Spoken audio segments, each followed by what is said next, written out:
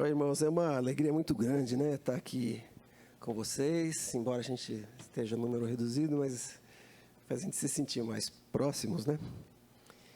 E eu fui incumbido de falar sobre a família. Hoje é o nosso domingo de família. Eu fiquei pensando, né, no que compartilhar com os irmãos. E passaram algumas coisas pela cabeça. Algum tempo atrás, teve um desses figurões aí, um CEO acho que foi da GM, que pediu, foi um discurso estava indo embora, estava se aposentando, né?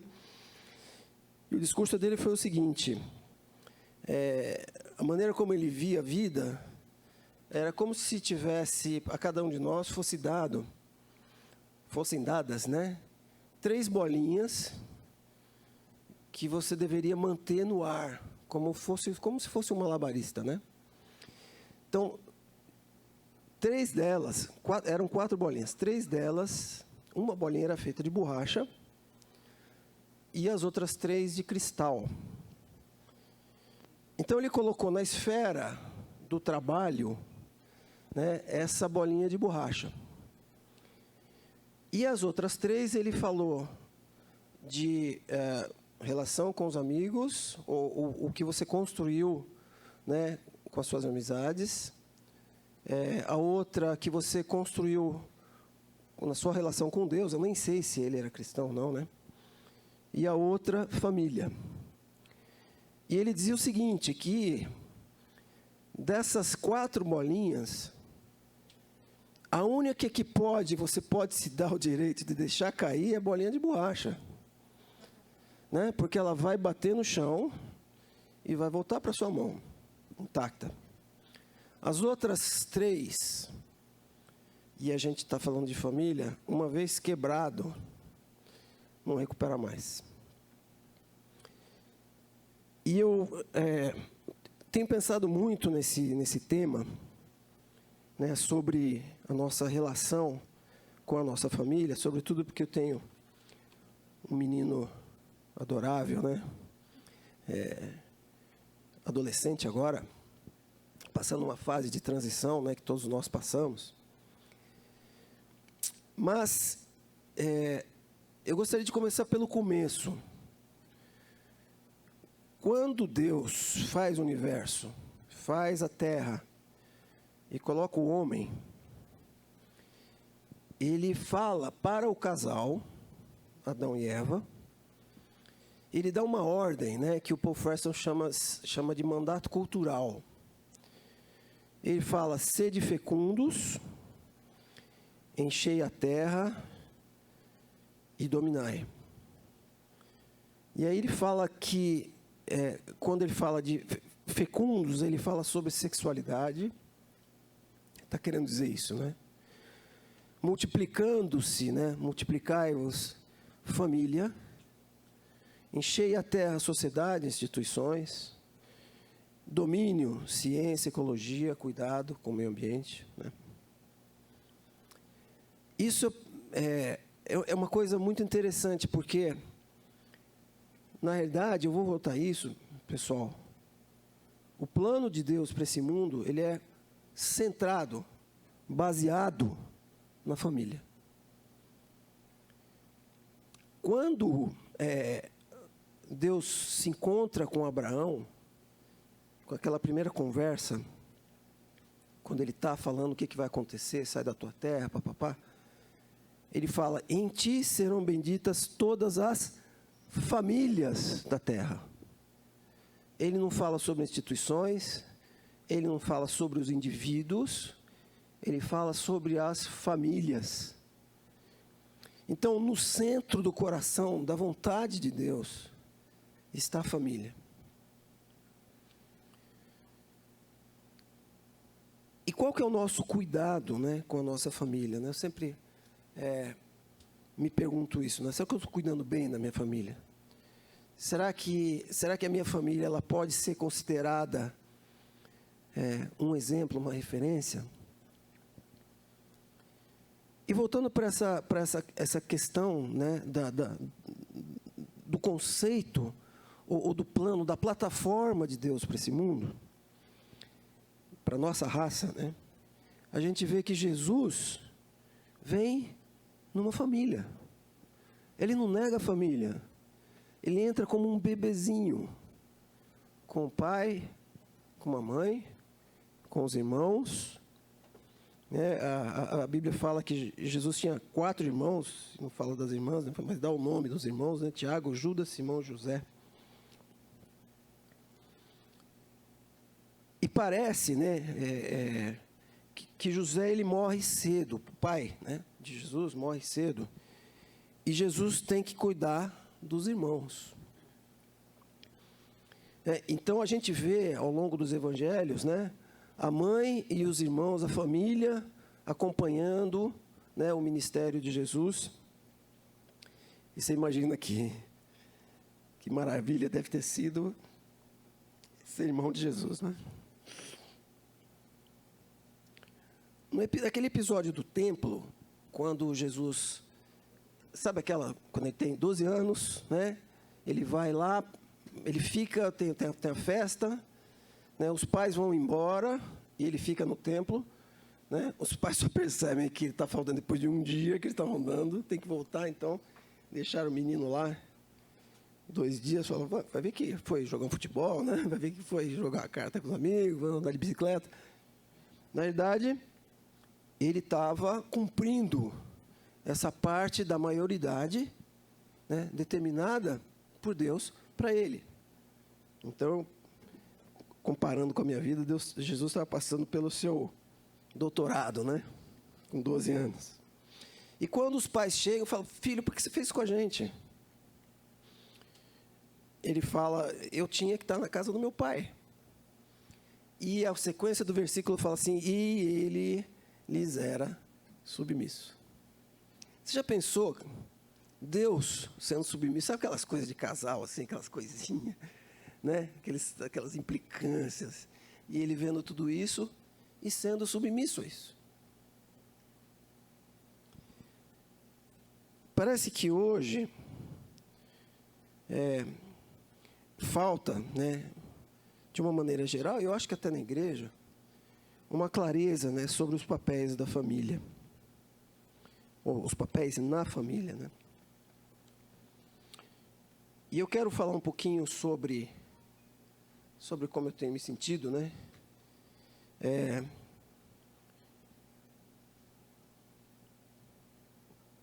Lá em Efésios, capítulo 5, tem uma parte que Paulo começa a falar sobre a família. Fala do papel da mulher, fala do papel do homem e fala depois dos filhos, né? E aí ele fala sobre o homem, não vou me atrever a falar sobre a mulher. Ele fala que o homem deve amar a sua esposa como Cristo amou a igreja e a si mesmo se entregou por ela, tendo purificado por meio da lavagem pela palavra, para apresentar gloriosa, sem mácula, santa e sem defeito. Eu tenho um amigo, né, que é bem jovem, assim, na casa dos 30 anos, que ele é mecânico. E ele tem 2 filhinhos, né, um menino e uma menina. E aí eu fui lá essa semana conversar com ele. E eu falei, e aí, Diego, como é que estão as coisas? Como é que você está? Ah, eu estou com uma namorada aí. Eu falei, mas, cara, por quê, né? Eu falei, resolvi que eu vou curtir a vida. Eu vou ser feliz. Então, ela não fez a parte dela. Por que eu preciso fazer a minha parte? Né? E o que Paulo está falando é o seguinte, que não interessa o que a outra parte está falando. Você é chamado a fazer o seu papel, a cumprir o seu papel, que é de santificar o seu lar, né? De tornar a sua esposa pura, e gloriosa, santa e sem defeito, através da palavra. Né? Que direito tenho eu, né, de ir contra a palavra de Deus, sobretudo quando a gente está falando da igreja? A nossa responsabilidade, ela é enorme, porque Jesus vai até as últimas consequências para o bem-estar da sua esposa, da sua noiva, que é a igreja. Ele vai para a cruz. Ele é considerado maldito por Deus por causa disso, pelo cuidado que ele tem com a sua igreja. E o que a gente vê hoje, né, essa história do meu amigo aí, né, quantos lares são destruídos por essa falta da referência bíblica? A gente tem trabalhado lá no João Turquino, mas isso é comum, né? O nosso público lá é o seguinte, os lares lá, né? Em geral, são mães solteiras, né? Que têm o pai das crianças, às vezes mais de uma, né? Ou ele está preso, ou ele morreu, ou ele fugiu, ou a pessoa não sabe quem é. Né? E, ao longo da vida das crianças, vários homens, né, vêm fazendo a sua participação naquela casa. Que tipo de referência que esses filhos podem ter num ambiente como esse, amados? E nós temos gerado ou testemunhado de gerações de homens e mulheres desconfiados uns dos outros. Dizem que no Canadá, um dado, eu acho que isso está chegando no Brasil também, há muito tempo atrás, quando nós estávamos lá em 2001, 2002, diz que a média de duração do casamento era de 4 anos. Hoje deve estar bem menos, né? Quer dizer, se a média é 4, deve ter alguém de 6 meses, né? Deve ter alguém de 8, mas deve ter alguém de menos de 1, né? O meu pai, quando ele se casou, ele me disse, talvez tenha alguém aqui, né? Ele falava que o regime de casamento comum, normal, era o regime de comunhão de bens. Então, as pessoas se casavam, iam lá para se casar, e o casamento civil era comunhão de bens. Hoje, o normal, se você quiser fazer isso, você tem que pagar mais, é um negócio mais complicado. Na França, quando nós chegamos lá,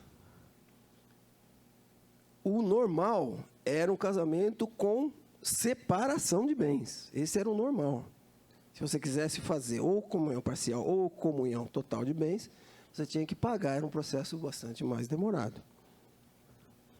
Isso testemunha, parece um negócio bobo, gente, mas está testemunhando o seguinte: as pessoas estão imaginando que vão se separar. É isso, basicamente. Nós não temos confiança uns nos outros. Não é?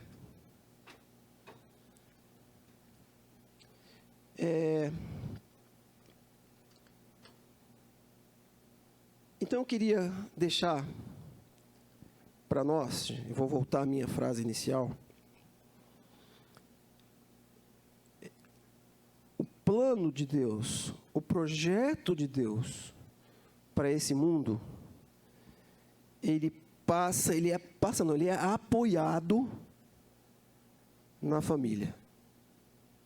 Constituir famílias fortes vai nos trazer igrejas fortes, vai nos trazer, eu não posso dizer nação, mas o povo de Deus forte. E é nisso que nós temos que colocar a nossa confiança. Se você quiser saber qual é o papel das pessoas, está tudo descrito na Bíblia. Do começo ao fim. Você quer saber o que Deus pensa da família? O que Deus acha da família? O que Deus faz na família? Abra sua Bíblia. Está tudo descrito. O meu filho, né, Natan, Ontem eu estava falando, eu vou falar sobre família, o que você acha que eu posso falar, né? Ele fala, pô, pai, fala sobre os nossos sábados que a gente... Ontem a gente fez um sábado, né? Juntos. Fala os nossos sábados que a gente vai comer pastel na feira. Ele falou de outras coisas, né? Aquele tempo quando a gente abre a Bíblia juntos, a gente começa a discutir, discute 1 hora. Mas sabe o que ele estava falando na realidade? Ele está falando assim, é o tempo que nós temos juntos. Me parece, irmãos, que a coisa mais preciosa que nós temos é o nosso tempo. O tempo que nós investimos na nossa família, com os nossos queridos, com os nossos amados, vai fazer a diferença na vida deles. Essa que é a verdade. Não é se ele comprou um tênis Nike, né, se ele pode comprar um carro do ano, né, se você pode morar num apartamento triplex na Glória Palha, não é isso. E a gente tem visto, né, não sei se vocês têm acompanhado as notícias, de suicídios de adolescentes, né? Pessoas que não têm referência, pessoas que não conseguem ver na vida esperança, porque não tem quem mostre. E Deus nos coloca essa preciosidade, essa missão, essa maravilha, essa bênção, que é a família. E vai nos abençoar através dela, e abençoar o mundo. Então, as famílias, na minha oração é que as famílias da Igreja Batista Catuaí abençoem todas as famílias de Londrina, né? Através do nosso testemunho, através da nossa alegria, através da nossa esperança. Essa é a minha oração. Então eu queria terminar orando, pedindo que Deus nos fortaleça nisso, né? Que Deus abra as nossas mentes, os nossos olhos, para que a nossa prioridade seja colocada na prioridade de Deus. Vamos orar. Senhor, nós te agradecemos por esse dia tão maravilhoso que o Senhor fez para nós, no qual as tuas misericórdias se renovaram, e nós entendemos, Senhor, o teu plano para esse mundo. Nós entendemos a tua prioridade com a família nesse mundo, e nós te agradecemos pelas nossas famílias. Te agradecemos pelas nossas crianças, te agradecemos pelos nossos adolescentes, pelos nossos jovens, pelos nossos casais, pelos nossos idosos. A gente sabe que é o Senhor que nos proporciona tudo isso. E nós queremos ser fiéis naquilo que o Senhor colocou nas nossas mãos, para que nós possamos ser apresentados diante do Senhor como uma igreja gloriosa, sem mácula, santa e sem defeito. Nós entregamos, Senhor, nas tuas mãos as nossas famílias. Assim que nós oramos, Senhor, continua conosco, né, no nosso louvor, no nosso culto. Que o Senhor aceite, Senhor, a nossa adoração. No nome de Jesus oramos. Amém. Bom dia.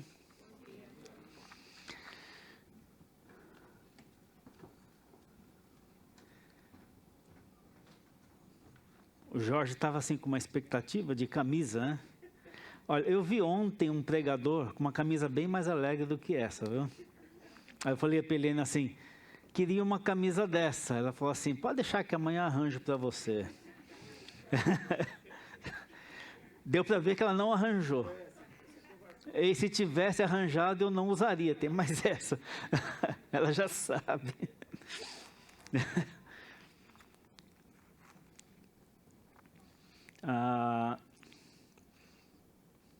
Eu estava ouvindo um pouco os louvores, a letra das coisas que nós cantávamos aqui.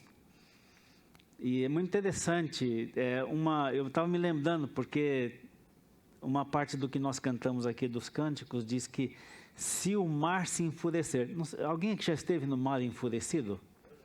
Já? Como é que foi? Eu já estive num rio enfurecido.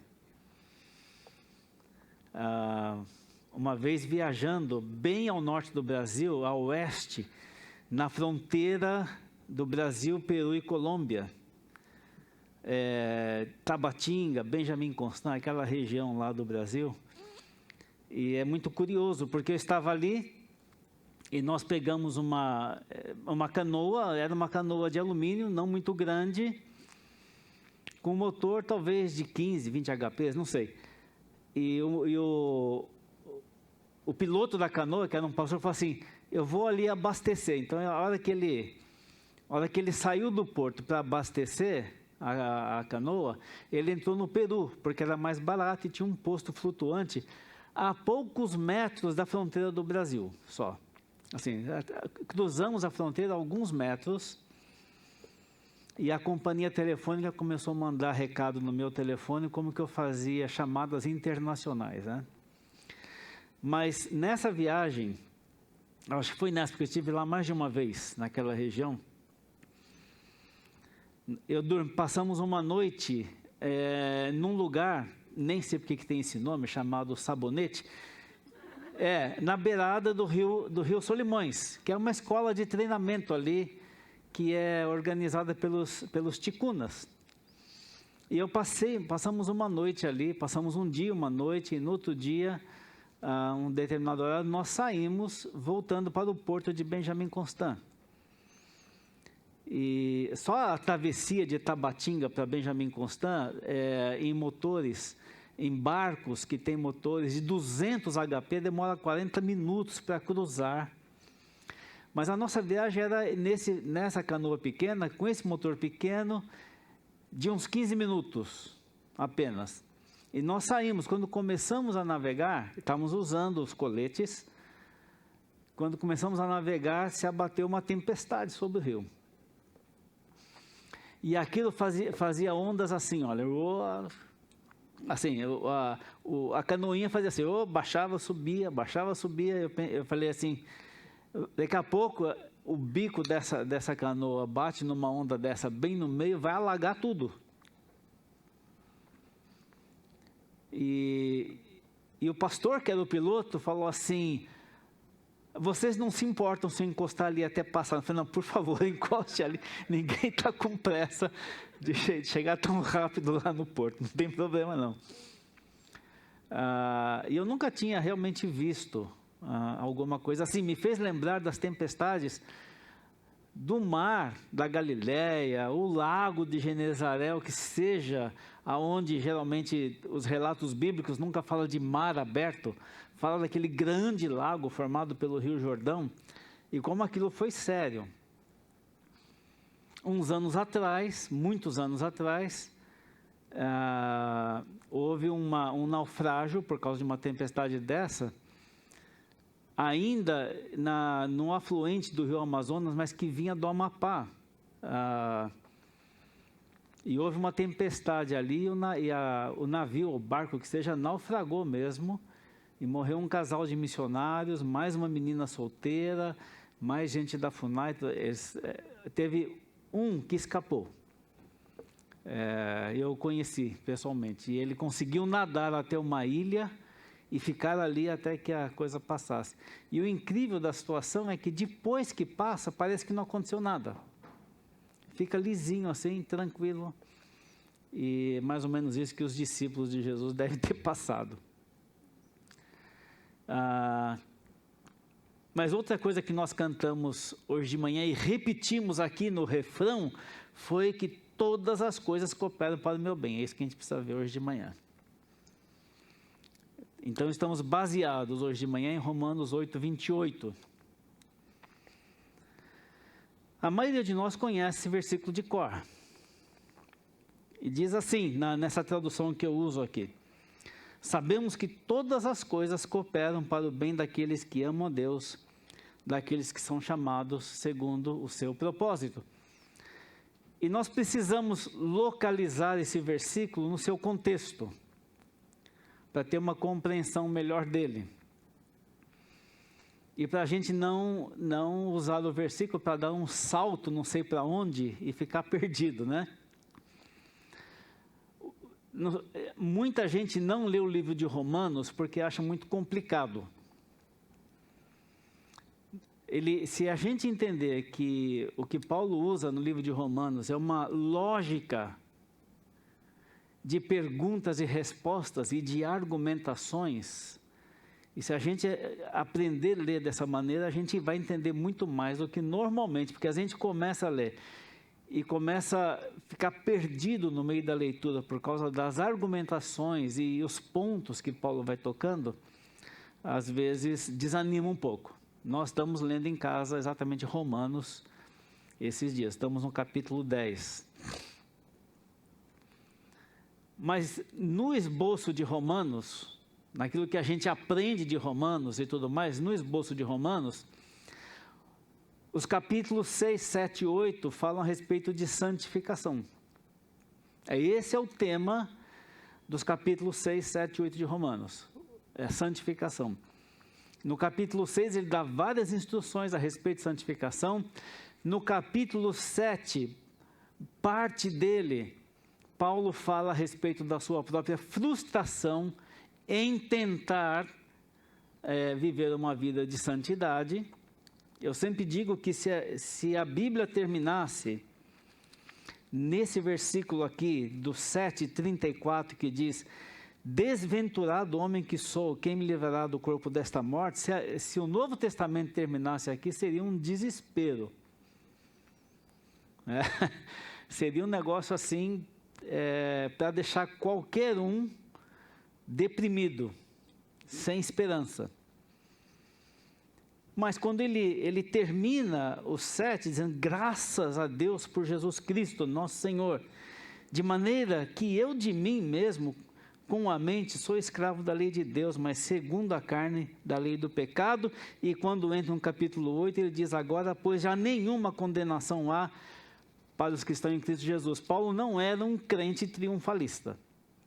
Ele não começa o capítulo 8 dizendo assim: mas eu vou ser um crente melhor. Ele não fala isso. Foi graças a Deus que não tem condenação para os que estão em Cristo. Mas os ensinamentos do capítulo 8 também são a respeito da santificação. Ele fala bastante a respeito do papel do Espírito Santo nesse processo de santificação. E a santificação, nós sabemos, começa no dia que a gente se converte e termina no dia que a gente morre. Então, tipo assim, quando é que Deus vai terminar essa obra de santificação na minha vida? Eu não sei, porque eu não sei quanto tempo eu vou viver ainda. Mas começou no dia que eu me converti e vai terminar no dia que minha vida aqui na terra terminar. Então eu queria falar um pouquinho, dar alguns conceitos a respeito da questão da santificação, para a gente entender esse versículo. Porque ele está nesse contexto de ensino a respeito de santificação. Porque muitos crentes, muitas pessoas que eu conheço, muitas pessoas com as quais a gente convive, costumam reagir fortemente contra essa ideia de que todas as coisas cooperam para o bem daqueles que amam a Deus e que são chamados segundo o seu propósito. Simplesmente reage e fala assim: não é possível que isso seja verdade. E às vezes a pessoa reage assim: eu não me sinto assim. Muito bem, eu até concordo, eu também muitas vezes não me sinto assim. Mas não tem a ver com sentimentos. Então, considerando um pouquinho alguns conceitos a respeito da santificação, nos capítulos 6, 7 e 8, a santificação produz maturidade espiritual que nos leva a aceitar de bom grado tudo o que acontece conosco, que é o que esse versículo diz. Então, a santificação nos leva a uma maturidade espiritual. Então, a santificação não é simplesmente aprender a abandonar o pecado como a finalidade principal, maior e tudo mais. É claro que é. Mas ela nos leva a um crescimento espiritual, a uma maturidade espiritual, que nos ajuda a pensar, nos ajuda e nos leva a aceitar de bom grado todas as coisas que acontecem conosco. Eu estava lembrando dessa questão lá do barquinho no meio do rio Solimões. Lá. Aliás, não estava no meio, porque se estivesse no meio podia naufragar mesmo. Estava na beirada. Não sei se uma coisa dessa poderia ter de fato acontecido conosco. A santificação produz crescimento em nossa fé, que nos faz crer no governo de Deus sobre as nossas vidas e que a sua soberania é muito amorosa. Deus não está lá no céu brincando conosco de gato e rato como muita gente se sente. Tem muito crente que acha que minha vida está tão bem, mas vai chegar um momento que Deus vai estragar tudo. Está legal, está bom, está com boa saúde, bom emprego, bom salário, a família vai bem, mas ele vai estragar. Não é isso. Então, o processo de santificação nos ajuda a crescer na nossa fé. Que nos faz crer no governo de Deus sobre as nossas vidas. E que a sua soberania é muito amorosa. Mas também a soberania de Deus é muito, eu costumo pensar assim, é muito espaçosa. Pode entrar nesse governo de Deus sobre nossas vidas, sobre o nosso planeta, pode entrar muita coisa. Ainda é a soberania dele.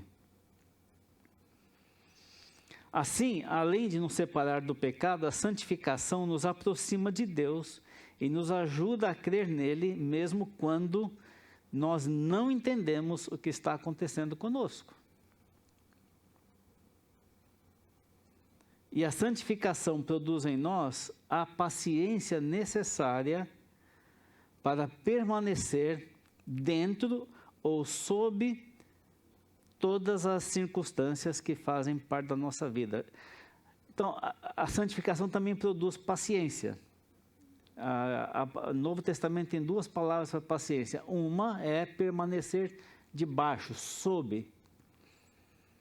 A outra palavra para paciência é a palavra que está traduzida como longanimidade, essa coisa de ter um ânimo bem longo, bem, né, com as coisas que acontecem conosco, um com o outro e tudo mais.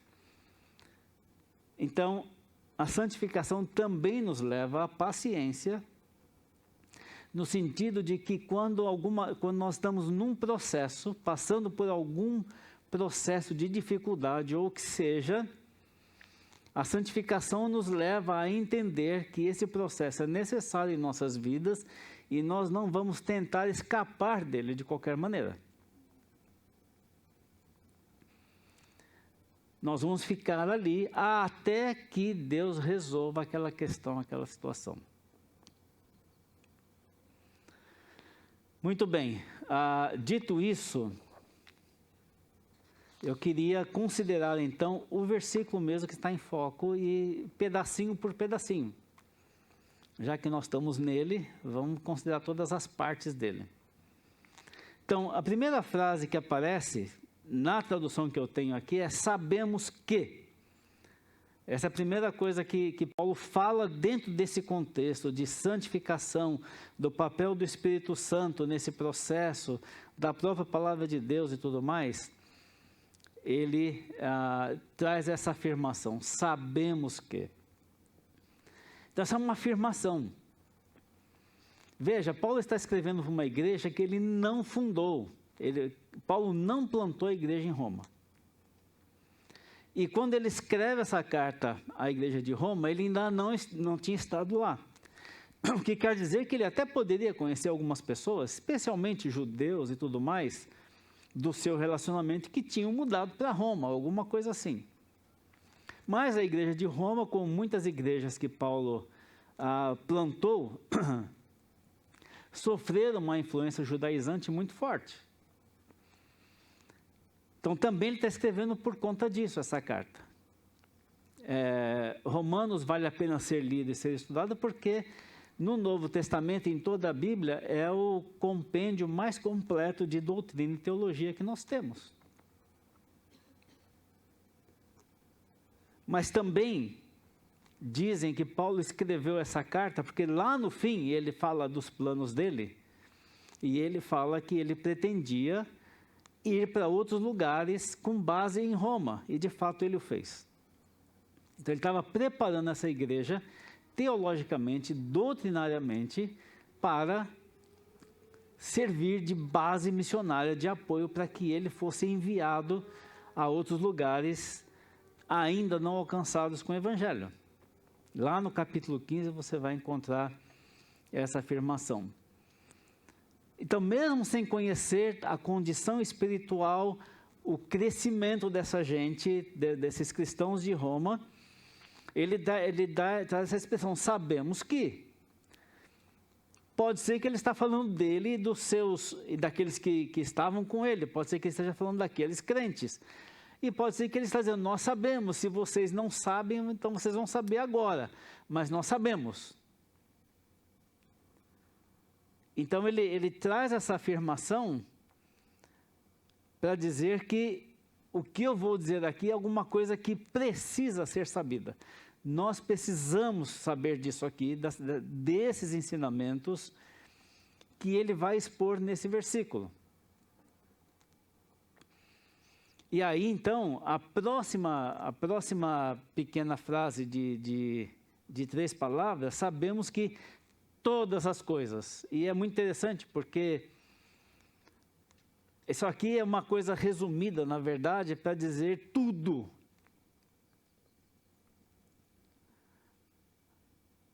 Então, o que é que está incluído aqui? Tudo.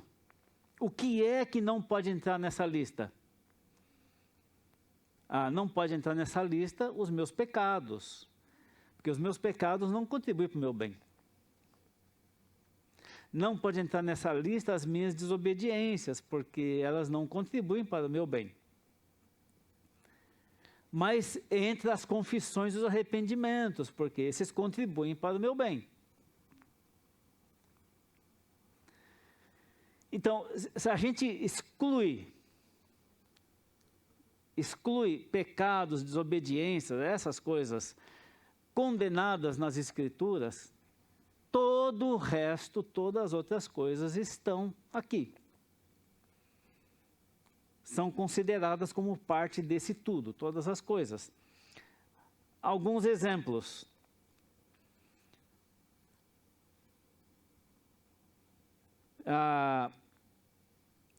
Que nós podemos colocar aqui.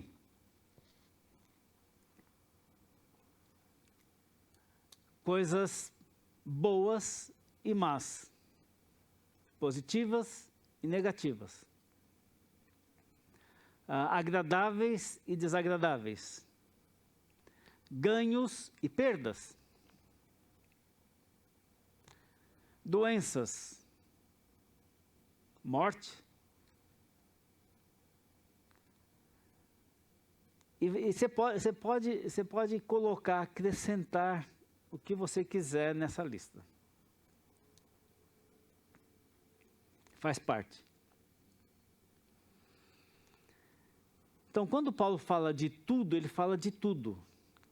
E quando ele fala de tudo, ele está lembrando de várias coisas pelas quais ele passou, porque é muito interessante isso. Paulo passou por coisas que nós nunca vamos passar, ou pelo menos não temos a expectativa de passar por elas. Mas no seu trabalho missionário, no seu trabalho apostólico, ele passou por uma série de coisas, por uma série de circunstâncias. Ele fala de açoites, ele fala de naufrágios, e não foi um só que ele está relatado no livro de Atos. Ele fala de uma série de coisas. Aqui mesmo, nesse capítulo, os versículos 35 a 39, tem uma listinha aqui. Ele diz, quem nos separará do amor de Cristo? Será a tribulação? Então, tribulação, será angústia, perseguição, fome, nudez, perigo, espada. É uma listinha. No 38, porque estou bem certo de que nem a morte, nem a vida, é muito interessante ele falar morte e vida. A morte não nos separa do amor de Cristo, mas a vida também não.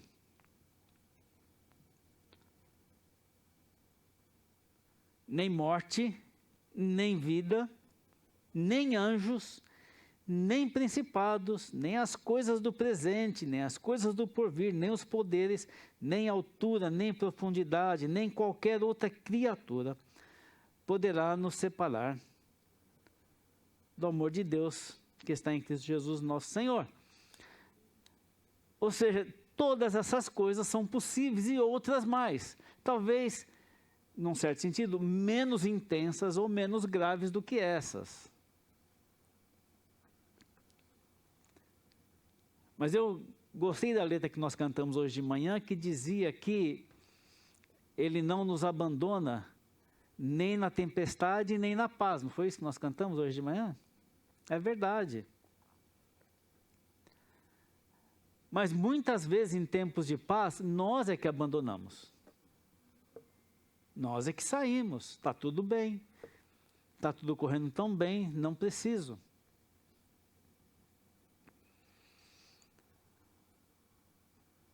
Então, todas as coisas são todas as coisas. Pode ser a raiva do seu vizinho por alguma razão. Ou pode ser porque o seu vizinho gosta muito de você. Melhor assim. Mas nem sempre. Só esperamos que a raiva dele não seja porque você provoca a raiva dele de alguma maneira. Então, a gente precisa dessa consciência ao olhar a nossa vida, o nosso dia a dia, o nosso passado e o nosso presente, as coisas que estão acontecendo, da maneira correta. E é por isso que eu estou dizendo, a santificação nos leva a encarar essas coisas da forma como elas de fato são na perspectiva de Deus, para nós. Emprego, desemprego, são todas as coisas.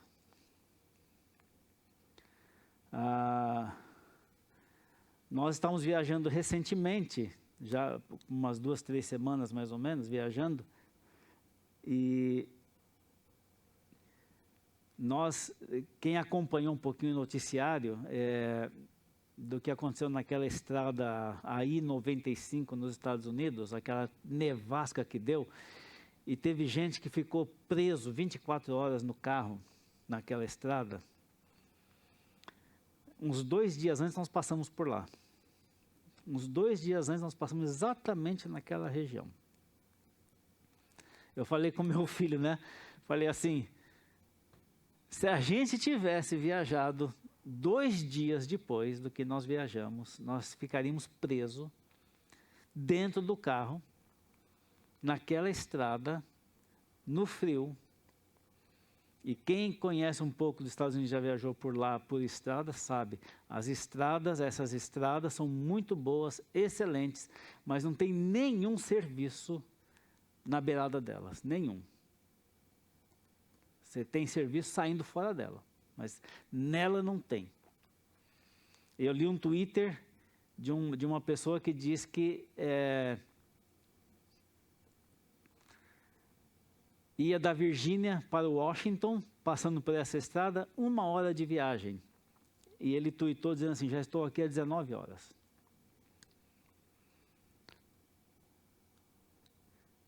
Bem, essa não era para nós. Essa não era para nós.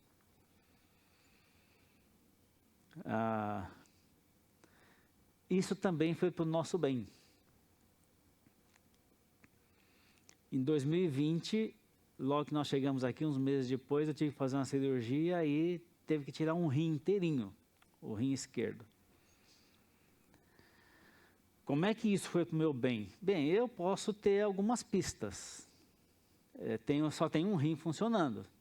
Você fala, isso é bom? Bom, não sei se bom é, não tive nenhum problema até agora.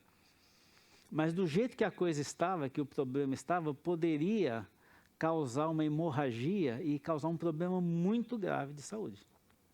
E o médico descobriu antes que isso acontecesse.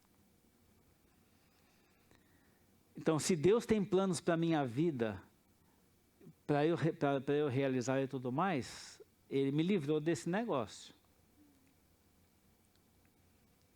Poderia não ter livrado se Ele não quisesse. E chegamos aqui na palavra cooperar, cooperam, porque se vocês viram aí o título que apareceu aí, fala sobre a sinergia de Deus, porque essa palavra que aparece aqui, ela que dá origem à palavra que nós conhecemos como sinergia.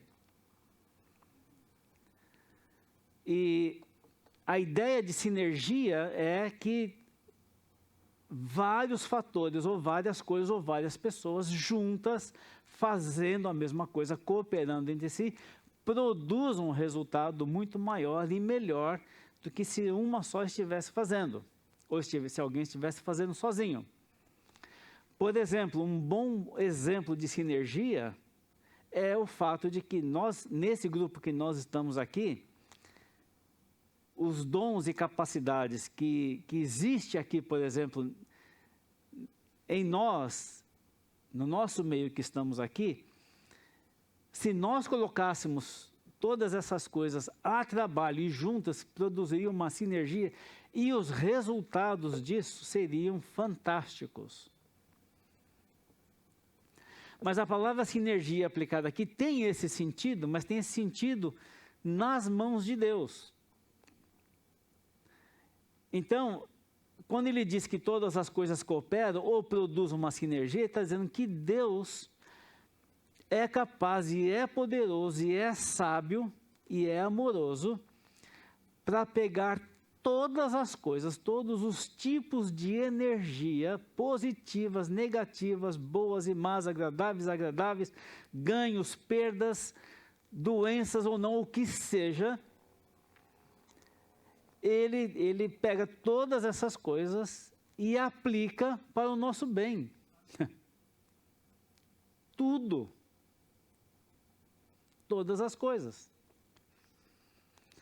E isso nas mãos de Deus é um bocadinho diferente do que nas nossas mãos.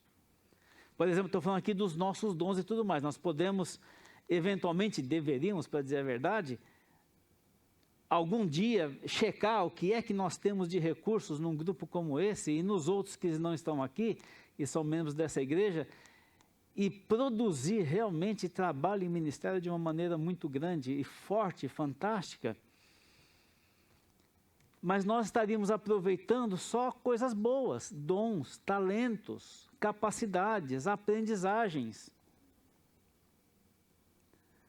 É o que nós podemos fazer. Deus pega tudo. Tudo quanto é tipo de energia das coisas que nos acontecem. Ele pega tudo isso em suas mãos e é poderoso para fazer disso e aplicar às nossas vidas e fazer disso para o nosso bem.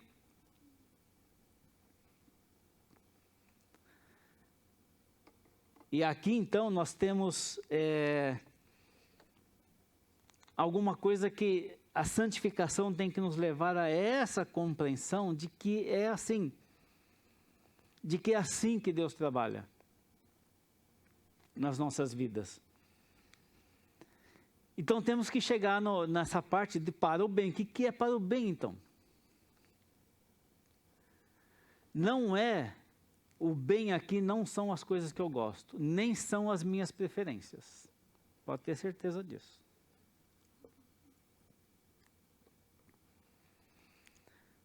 eu já viajei de algumas maneiras em alguns lugares que eu falei assim, se eu pudesse voar, se tivesse dinheiro para voar, né, em vez de estar viajando daquele jeito. Em 1999, eu estava conversando com alguns colegas que estão indo para lá agora, mas em 1999 foi a primeira vez que eu visitei Moçambique. E nós viajamos, eu e mais um colega, viajamos de chapa, e chapa lá são vans, transportes, que vão abarrotadas de gente. O fato é que nós viajamos por estrada, por uma parte de Moçambique, entramos pelo Malawi e depois entramos de novo em Moçambique e voltamos por estrada, fizemos uma viagem de 11 dias. E nós levamos uma bolsa desse tamanho, levando no colo o tempo todo, para não colocar em bagageiro e desaparecer.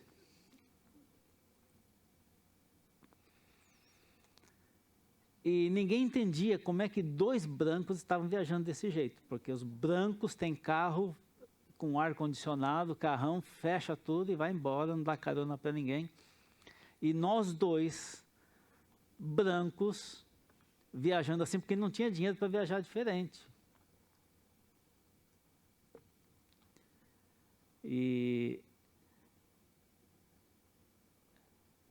o fato é que sabemos que fomos protegidos, mas parte dessa viagem nós fizemos sentados no fundo de uma caminhonete sem capota, né? Na estrada de terra, acho que eram uns 200 quilômetros ou mais. Ela fez essa viagem uma vez também, lá para aquele mano, ali para a fronteira do Malawi. Chegamos assim coberto de poeiras, né? Para o meu bem. Então, para o meu bem, é aquilo que Deus considera que é bom para mim. Não é o que eu gosto, não são as minhas preferências. Não é no meu tempo, nada disso. Para o meu bem é aquilo que Ele olha para mim e diga assim, isso aqui é bom para Ele. Então tem coisas que Deus faz na minha vida e circunstâncias que é bom para mim e não necessariamente bom para ela, minha esposa, e vice-versa. Apesar de ele estar escrevendo para a igreja, o ensinamento para a igreja, muitas coisas são bem localizadas. E é melhor que a gente perceba isso. E o nosso relacionamento com Deus deveria nos levar a ter essa percepção de que é isso que está acontecendo. E às vezes nós sabemos por quê, às vezes a gente passa perto de saber por quê e às vezes a gente não sabe por quê. Que algumas coisas nos acontecem, mas foi para o nosso bem.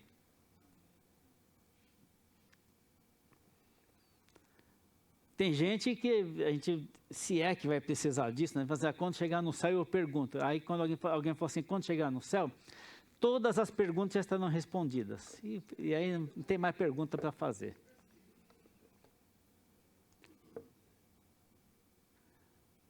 Mas são para o meu bem, são para o nosso bem. Na perspectiva de Deus.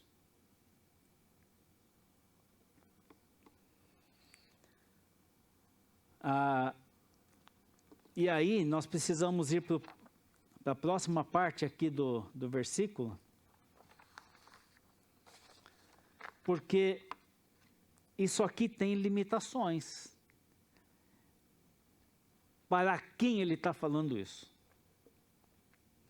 Veja, a próxima frase é daqueles que amam a quem?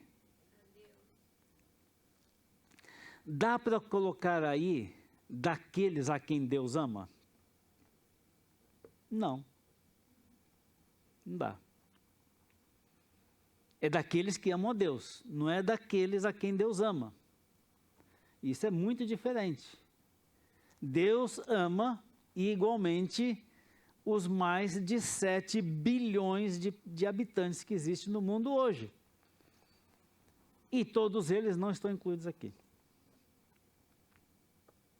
Por isso, isso aqui delimita quem é ou quais são as pessoas que podem, de fato, usufruir e entender este ensino. São aqueles que amam a Deus.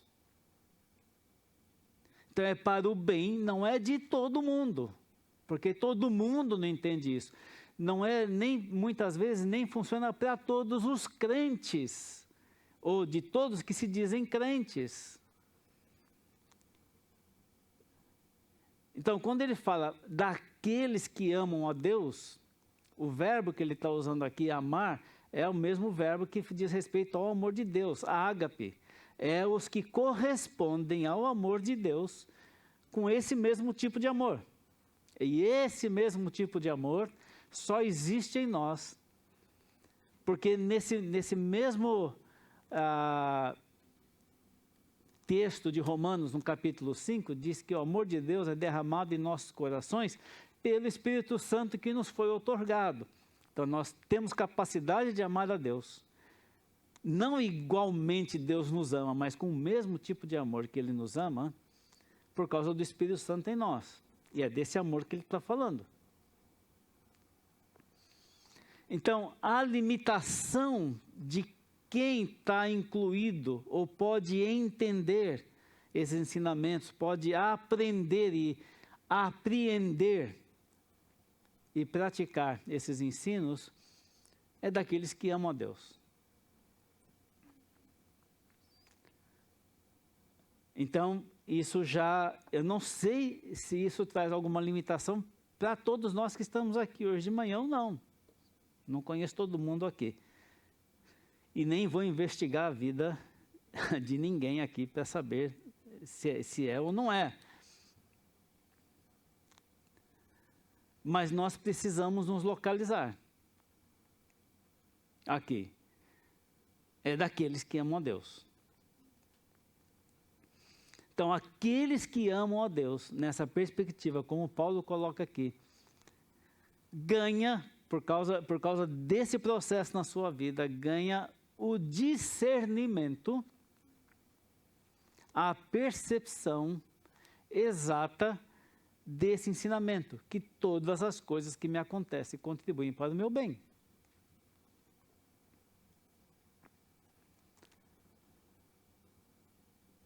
E aí, porque nós amamos a Deus e ganhamos esse discernimento, essa percepção,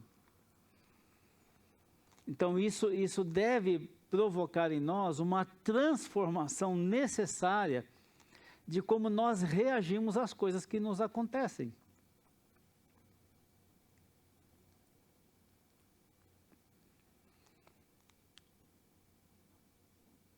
A gente não considera, eu não consideraria, talvez você não considere um bem sair no trânsito e levar uma fechada e ter um acidente. Mas isso está dentro de todas essas coisas. Se acontecer, é porque foi para o meu bem. E ainda vou dizer mais, espero que não aconteça, mas se acontecer, foi para o meu bem. Não é a minha preferência. Então, isso está delimitado para essas pessoas, daqueles que amam a Deus. E esses que amam a Deus, a próxima frase é daqueles que são chamados segundo o seu propósito. Então, esses são os mesmos. Não são dois grupos de pessoas. Os que amam a Deus e os que são chamados segundo o seu propósito. São para essas pessoas que todas as coisas acontecem e passam para o bem, segundo a perspectiva de Deus que nós já vimos aqui. Então, chamados pelo propósito de Deus, esse chamado aqui pode ter o significado, inclusive, do chamado para a salvação. Nós fomos salvos porque fomos chamados. Não é só porque eu decidi um dia entregar minha vida a Cristo. Fui chamado. Se você é convertido, você foi chamado. E então, esse chamado para a salvação também tem propósito. Então, aqui tem dois sentidos, o chamado e o propósito. Então, quando nós somos chamados por Deus, e porque somos chamados para fazer parte da sua família, vem junto com isso o propósito. E o propósito, então, é a missão que cada um de nós tem neste mundo. E talvez, é aqui talvez que nós tenhamos talvez o maior problema, ou a maior dificuldade na maioria dos crentes. Nós não entendemos que estamos em missão. Eu não estou falando de missões. E não é porque eu sou missionário. Então, missões para nós é a nossa missão. Mas tem outras, da qual nós também somos parte. Então, o que acontece? A pessoa que foi salva por Cristo e ama a Deus, precisa entender que tem um propósito na sua vida, tem uma missão a ser cumprida. Eu já mencionei aqui uma coisa que eu ouvi um dia depois da morte da minha mãe. Alguém pregando numa igreja em Joinville falou assim, então, a dona Esther uma vez estava lá em casa conversando conosco e disse que ela tinha consciência de que tudo que Jesus me mandou fazer, eu fiz. Essa consciência de missão cumprida.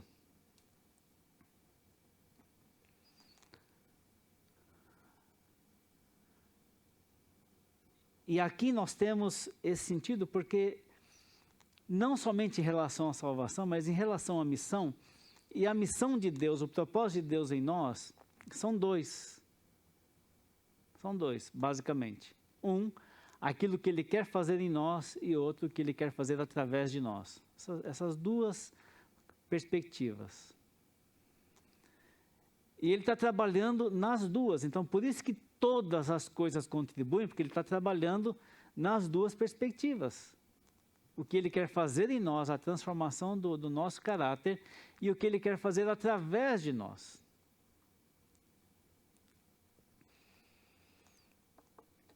Depois de mais de 40 anos de ser missionário, você olha a história e você percebe que tem épocas que parece que Deus está bem concentrado em mudar o seu caráter. Parece que fica menos importante o que você está fazendo e fica mais importante o seu próprio caráter. Outras épocas, parece que Ele te usa muito mais em cumprir a missão que Ele te deu, em dar resultados, em fazer as coisas que você sabe que tem que fazer. Mas Ele está sempre trabalhando nessas duas perspectivas na nossa vida. Sempre. E nós precisamos entender isso, porque Ele precisa terminar. Eu vou usar essa palavra terminar da seguinte maneira. No nosso caráter. Até onde nós devemos chegar no nosso caráter? Então tem que ser assim, no dia que eu morrer, que eu não sei quando vai ser, eu tenho que estar mais parecido com Cristo do que eu sou agora, por exemplo. Se é que sou, espero que sim. Se as pessoas podem ver alguma característica de Cristo na minha vida, muito bem. Mas também Ele realizará e terminará através de você, Ele vai fazer através de você tudo o que Ele quer fazer através de você. Amém. Tudo. E Ele vai nos levar para lá. Então, tudo que acontece na nossa vida está trabalhando o caráter e a finalidade. As coisas que precisam ser feitas através de nós, que Ele decidiu que eu devo fazer e não a Sabrina, e não o Jorge, não o outro e não o outro. Tem coisa que Ele quer fazer através da minha vida. E o que Ele quer fazer através da minha vida, Ele diz, eu vou terminar isso. E vai terminar para você também. Nós precisamos andar em santificação de vida, porque a santificação traz essa pureza de instrumentalidade que Deus pode lançar mão para qualquer tarefa quando Ele quiser. É assim que nós precisamos caminhar e andar. E essa é disso que ele está falando, dentro desse contexto. Então nós precisamos refletir isso. Por isso que a gente diz que na nossa vida de cristão não tem acasos. Nada acontece assim do nada, como se não tivesse importância nenhuma.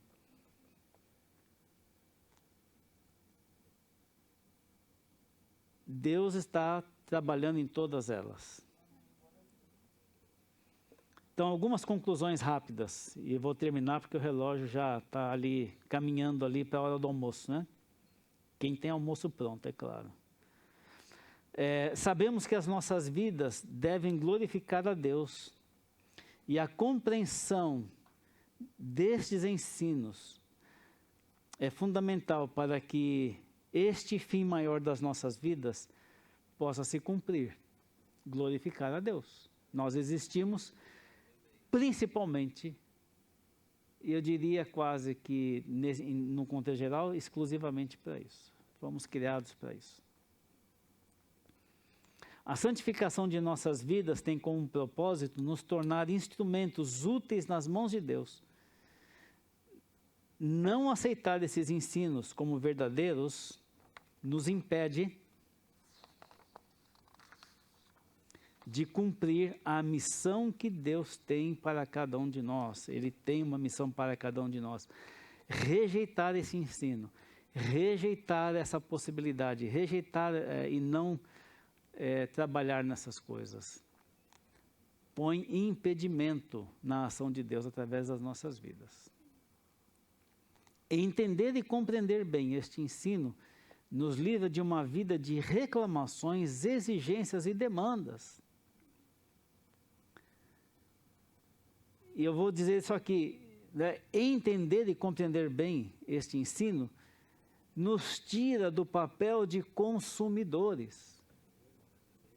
A gente consome sermão, a gente consome música, a gente consome culto, a gente consome uma série de coisas como se, isso aqui nos é oferecido, então nós consumimos.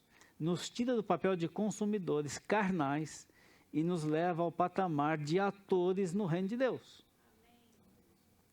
Gente que está agindo, atuando. Nos ajuda a entender melhor o significado de que a vontade de Deus é realmente boa, agradável e perfeita, conforme Romanos 12, 2.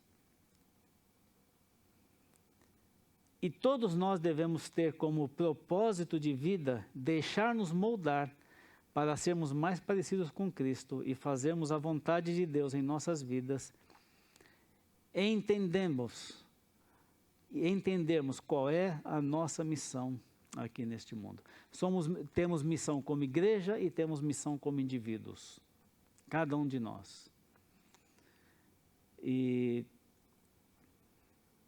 é o que eu queria trazer e concluir hoje de manhã, essas considerações desse versículo, e realmente andar com isso na cabeça, né? Nós vamos sair daqui, vamos para casa, nós vamos almoçar, nós vamos fazer várias coisas, né? Coisas boas ou coisas más podem acontecer, irritações ou questões, e algumas coisas podem vir até nós que nos incomodam. Lembre-se, apenas pecados, desobediência e coisas assim estão fora da lista do tudo. Todas as outras coisas estão incluídas. E a gente realmente possa entender, mesmo quando a gente não entende o porquê e nem a razão que alguma coisa nos aconteceu, inclusive coisas boas. Amanhã o teu patrão te chama e fala assim, vou aumentar o seu salário 50%. Pode acontecer. Porque eu não queria trazer essa palavra e falar só de coisas negativas. Porque não é negativo, é tudo.